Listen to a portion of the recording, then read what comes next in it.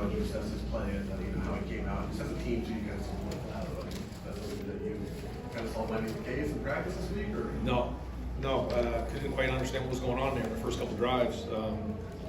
Didn't quite get in sync on offense, and then we had the botched snap. That was not supposed to be a fail, it was just a bad snap. He just kind of slipped out of his hands. And it was like one of those things, okay, what's going on here? But, that is the game, and you got to respond. So I thought we did respond well in the second half, like you said, got in a rhythm. But the number one goal is to be 1-0 on Saturday, so check that box. We want to play well in the second half, check that box. We wanted to start fast in this game, we didn't get that done. So we got to look at why that is, but yeah, you can start to see the rhythm again in the second half. Similar to kind of, how we got in that 2-minute drive 2 weeks ago. So we got to look at that and figure out why that is. But some really good play by Marvin Harrison, and we needed that, because they were putting a lot of guys in the box and really left the middle of the field open at times, and we took advantage of that in the second half. Over to the left, Bill Rabinowitz, Columbus Dispatch, and then Nathan Baird. And you were coming off an off week, an emotional win, and I know you respected Maryland.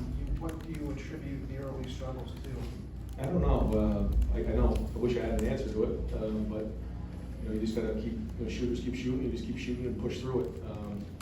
But no, I don't really have a good answer for it other than we got ourselves off schedule and then found ourselves in some third and bad situations, which is why the third down looks the way it does. One thing about third downs a couple weeks ago we did a nice job of is we stayed in pretty manageable situations. This is not the case today, so we didn't quite get that done. But overall, I was pleased with the second half, but not the first. Coach Radion, did Ryan any explanation? Yeah, so we expect him to be ready for next week. It was one of those things where the question was if he played in the game, could he have a setback if something happened in the game? The answer was yes.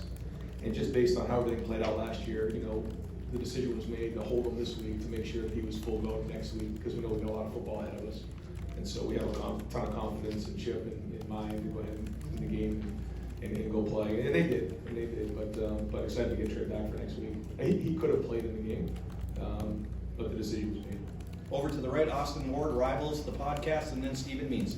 Ryan, a month ago you walked into the postgame in Indiana and said sometimes you have to be okay winning with the defense, especially in the first half tonight. I mean, you get the touchdown from Josh, you keep the game close that way. Are you becoming more comfortable with that formula if that's it's not your preference? Yeah, no, I have no preference as long as we win, but no, I think the defense did some great things in this game. I thought Jim and the staff did a really good job with the game plan. I thought they were a step ahead just in terms of the defenses that we were in.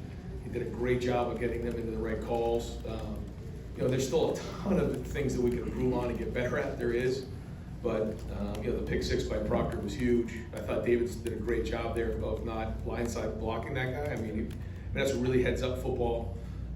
We got too many penalties on here. We got to get that all cleaned up. But I think our guys are playing hard, and I think that's the thing to me. Like, there's certain things that we can clean up, some things that were close, but our team is playing with passion. They're playing physical. They're playing hard. I mean, to see Josh make that play and then run down on the kickoff.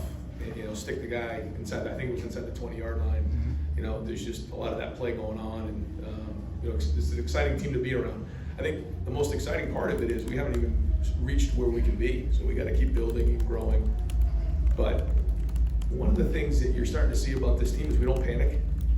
If it's not going quite right, we're going to keep pushing forward.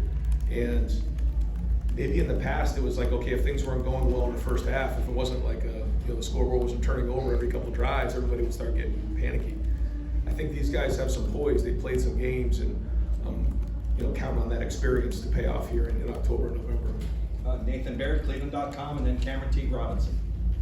Ryan, as you assess things during the off week and you looked at offensive line personnel, was there any revisiting of the five guys you're playing there right now, and what is your concern level? I know you're saying not panicking like within a game, but like what's your concern level of that situation being the thing that kind of pulls this team back? Yeah, I gotta watch it one more time and just see where we're at with what's going on. I know that there's a lot of guys in the box.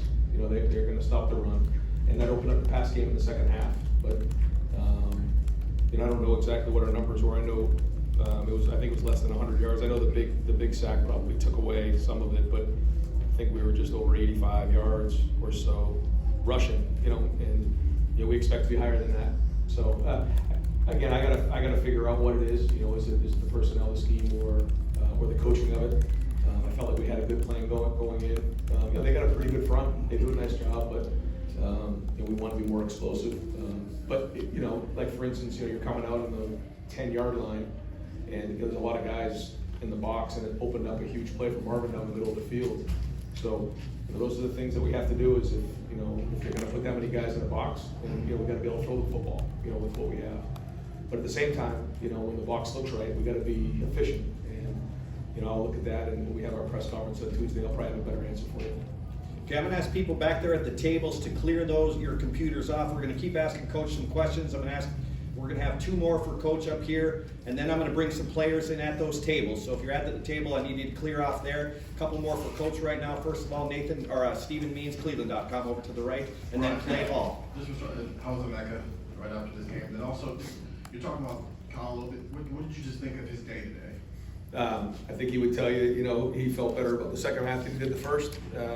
Made some nice throws. Wishes he had some back, but yeah, I thought played well there. I don't know what exactly the numbers were in the second half, but that's what our expectations are, and I know he wants to be great, and we'll look at it and try to get better. But and then with Becca, they're evaluating him now. Doesn't seem like something major, but I don't really have much of an answer for you right now. Over to the left, Cameron Teague Robinson, the athletic, and then Dan Hope.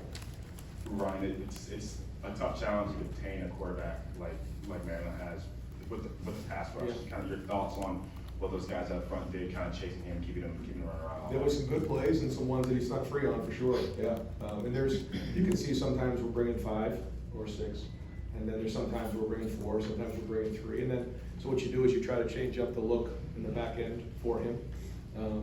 Either 8 guys in coverage, 7 or 6. Sometimes 0. There was a couple that we brought 0 pressure on. And so when that happens, you have to have a good plan for it. I thought there were some good snaps, but I think there's going to be some things that we know we could have probably handled much better. But again, overall, the goal was to pretty much contain them. He had 196 yards, 21 of 41, 2 sacks, and obviously the pick 6. So if you had said that going into the game, I probably would have signed on the dotted line on that one. So job well done. And listen, Mike does a good job, and he's a good coach, and Talia is a very talented player. You can just see he's a really good college football player. All right, we're gonna pause for just a moment, Coach, if you could just stay there. We're gonna bring in Marvin Harrison Jr., Cade Stover.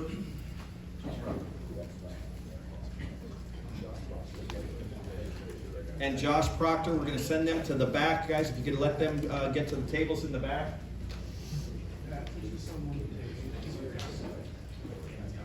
Okay, Cade, you there?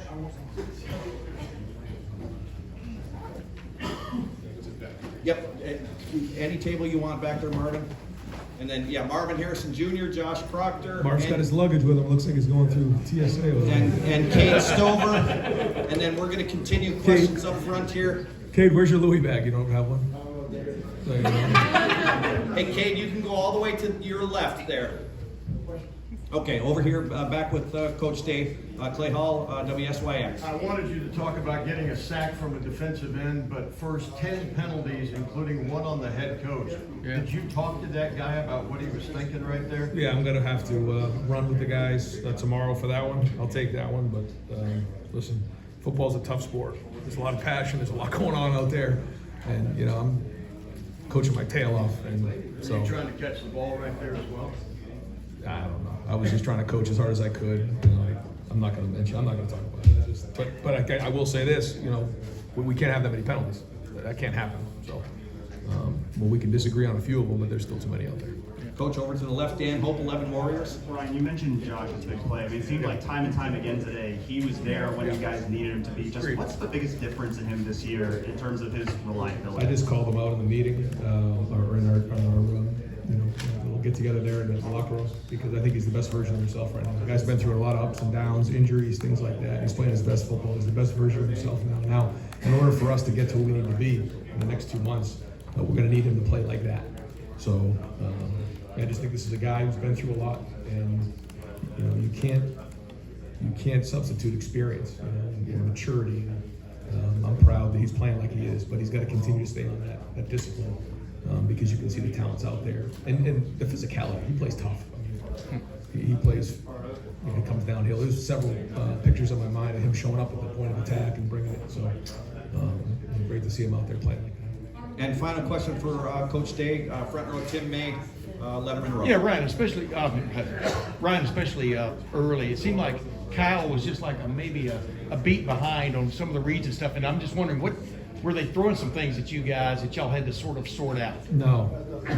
I mean, yeah, I mean, I think Kyle would say the same thing. Had a hard time early on getting a rhythm, and you know, as a coach, I got to try to help him and figure out how I can help with that. And then, yeah, you know, whatever it is, whether we got to, you know, have him go run a few laps before we play the first drive, or whatever it is, we'll find a way to get him into a rhythm, because you can see the talent is there, the ability is there, but he cares a lot, and you know, as coaches, we'll help him get there. Great, Coach, thank you very much. Thanks, Tim, guys. just hold it, I got a Okay. copy.